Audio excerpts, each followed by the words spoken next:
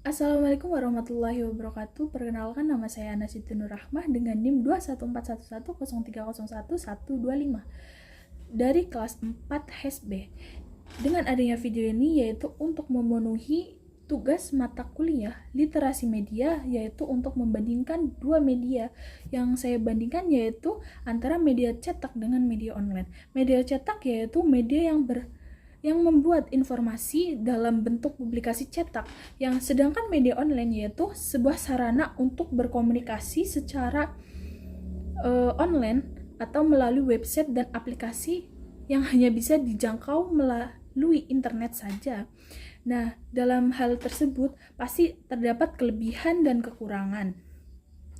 Ya, sebelumnya saya membandingkan antara media cetak dan media online, yaitu antara majalah, koran dengan berita-berita online atau dalam aplikasi, yaitu berupa kompas.com, detik.com, dan cnnindonesia.com.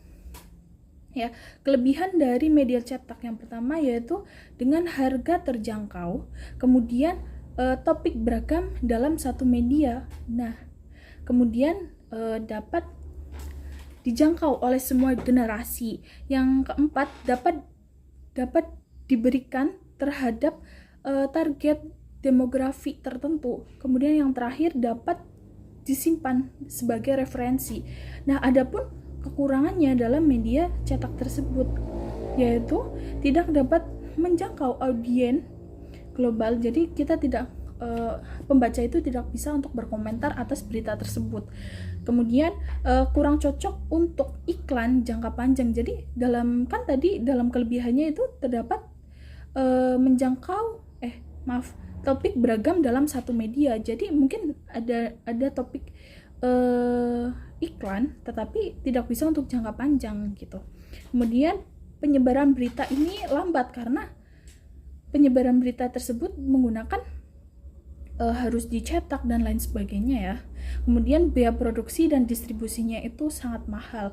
Nah, apa sih kelebihan dan kekurangan dari media online? Kelebihannya itu penyebarannya cepat, benar-benar cepat ya. Kemudian yang kedua, informasi atau berita lama itu masih bisa kita jangkau atau kita cari lagi gitu. Kemudian bisa diakses dengan mudah di mana dan kapan saja ya. Terus kemudian yang terakhir itu dapat saling berinteraksi. Maksudnya tuh ya kita bisa berkomentar atas berita tersebut gitu. Kemudian ada kekurangannya. Kekurangannya itu informasi itu tidak selalu akurat, bahkan tidak selalu benar gitu ya, karena hanya untuk mementingkan aktualisasi saja. Kemudian yang terakhir ini yaitu penggunaan harus mempunyai media atau perangkat yang mensupport dan internet yang stabil. Jadi ya kita harus mempunyai internet dan pasti perangkat-perangkat yang mensupport untuk kita mencari berita tersebut ya. 3 media yang menurut saya baik yaitu menurut saya dalam media online yaitu tadi ya seperti Kompas TV, kompas.com, detik.com, dan cnnindonesia.com. Kenapa? Karena kita bisa karena dalam berita tersebut tuh dapat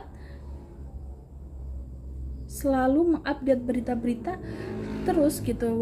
Misal kalau dalam satu hari ini ada berita, pasti mereka langsung update gitu. Walaupun mungkin memang kekurangannya itu tidak akurat karena tidak disaring dulu gitu kan.